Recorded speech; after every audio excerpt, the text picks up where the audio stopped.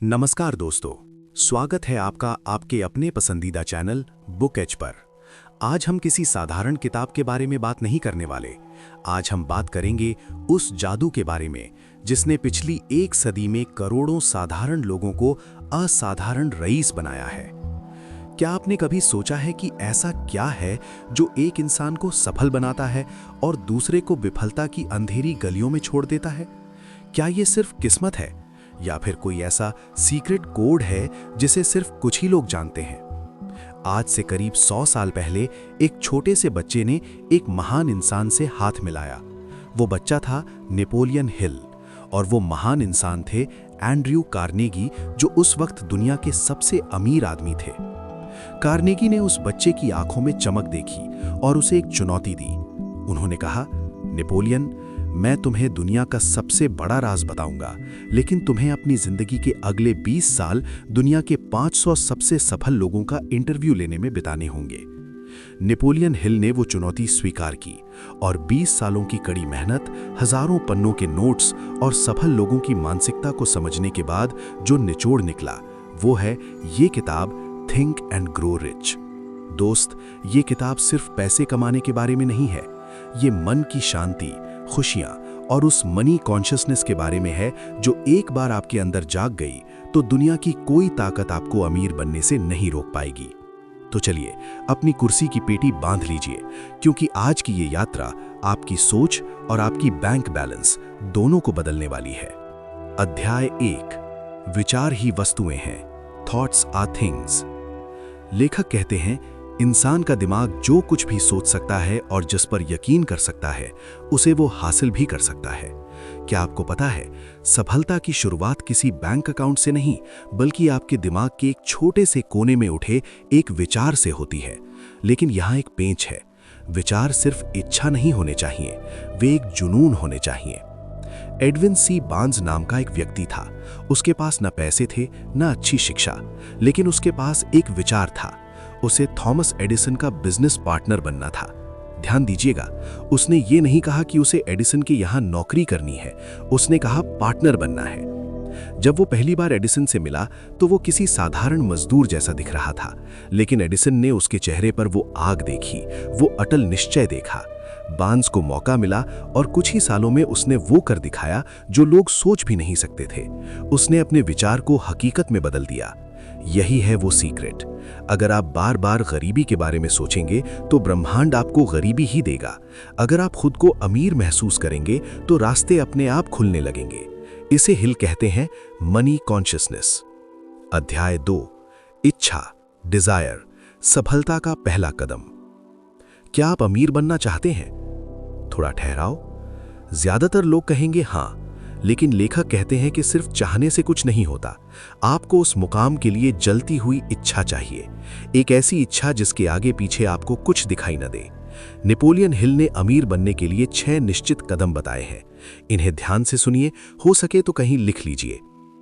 निश्चित राशि तय करें। ये मत कहिए मुझे बहुत पैसा चाहिए, कहिए मुझे 10 करोड़ रुपए चाहिए। दिमाग को स्पष्टता पसंद है। बदले में क्या देंगे? मुफ्त में इस दुनिया में कुछ नहीं मिलता। आप उस पैसे के लिए कौन सी सेवा या मेहनत देने को तैयार हैं? तारीख तय करें, एक डेडलाइन सेट करें। मैं 31 दिसंबर 2028 तक ये मुकाम हासिल कर लूंगा।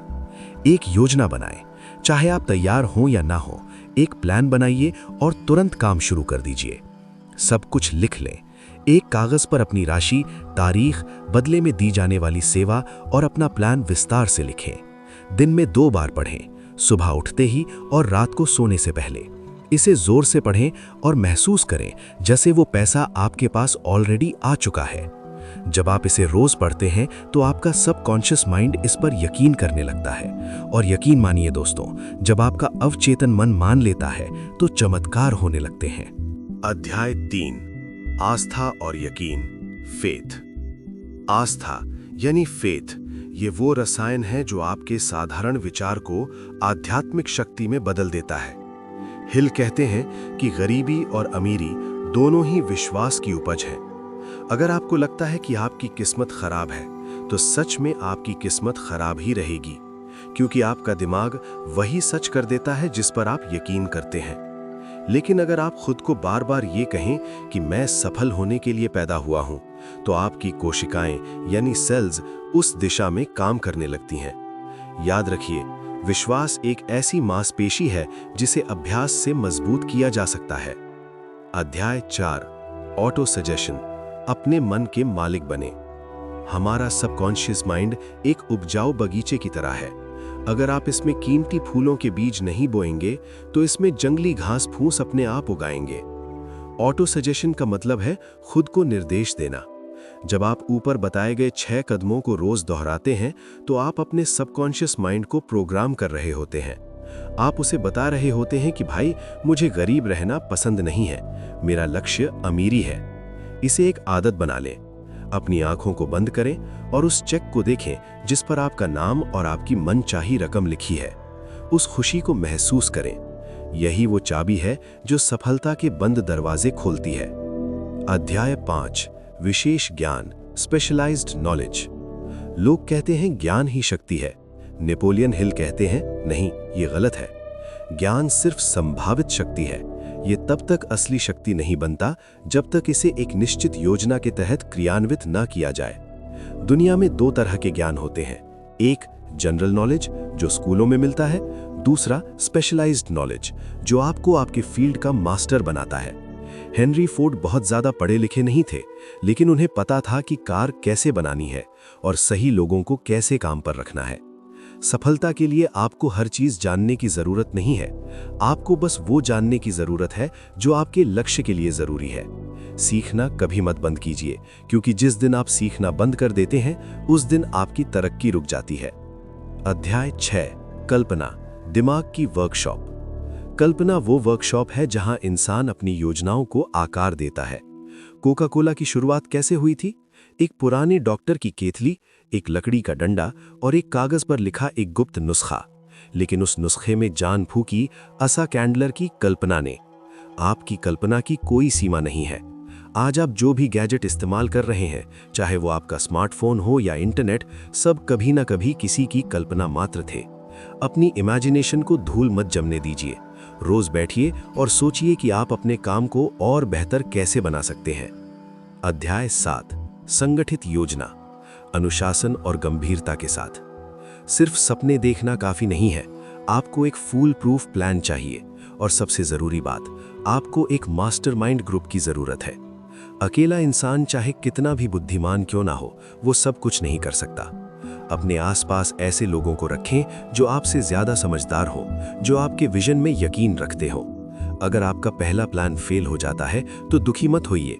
एडिसन बल्ब बनाने में 10,000 बार फेल हुए थे। उन्होंने हार नहीं मानी, बस अपना प्लान बदला। याद रखिए, हार सिर्फ एक संकेत है कि आपकी योजना में कहीं कमी है। उसे सुधारें और फिर से उठ खड़े हों। अध्याय 8, निर्णय, डिसीजन, टाल मटोल की आदत को छोड़ें। मजबूत और प्रेरणादायक।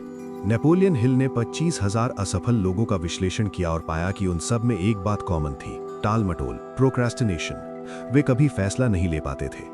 इसके उलट अमीर लोग बहुत जल्दी फैसला लेते हैं और उसे बदलने में बहुत समय लगाते हैं। अगर आप दूसरों की राय पर चलते रहेंगे तो आप कभी अपनी मंजिल तक नहीं पहुंच पाएंगे। अपनी राय खुद बनाइए, हिम्मत रखिए फैसला लेने की। गलत फैसला लेना बिना फैसले के बैठे रहने से कहीं बेहतर है। अध्याय 9, दृढ़ता, परसिस्टेंस, कभी ना हार मानने का जज्बा। सफलता के रास्ते में सबसे बड़ी परीक्षा दृढ़ता की होती है। ज्यादातर लोग काम शुरू तो जोश में करते हैं, लेकिन पहली या दूसरी असफलता मिलते ही मैदान छोड़ देते हैं। सफलता उन्हीं के कदम चूमती है जो तब भी चलते रहते हैं जब उनके पैर थक चुके होते हैं। दृढ़ता एक मानसिक अवस्था है, इसे विकसित किया जा सकता है। अपने लक्ष्य के प्रति इतने जिद्दी बन जाइए कि असफलता को भी आपसे डर लगने लगे। अध्याय 11, सेक्स ट्रांसमिटेशन, ऊर्जा का सही उपयोग।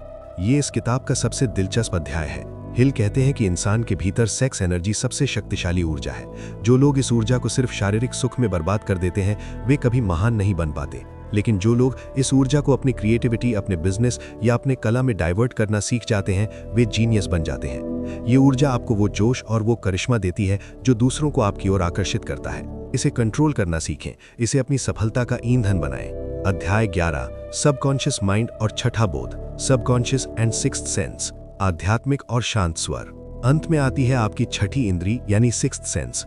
जब आप ऊपर के 12 कदमों को मास्टर कर लेते हैं तो आपका संपर्क उस अनंत बुद्धिमत्ता से हो जाता है जिसे लोग भगवान या यूनिवर्स कहते हैं। अचानक आपके दिमाग में ऐसे विचार आएंगे जो आपको सही रास्ता दिखाएंगे। आप खतरों को पहले ही भांप लेंगे।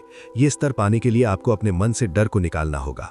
अध्याय 12, डर के 6 भूत, चेतावनी और समाधान के साथ।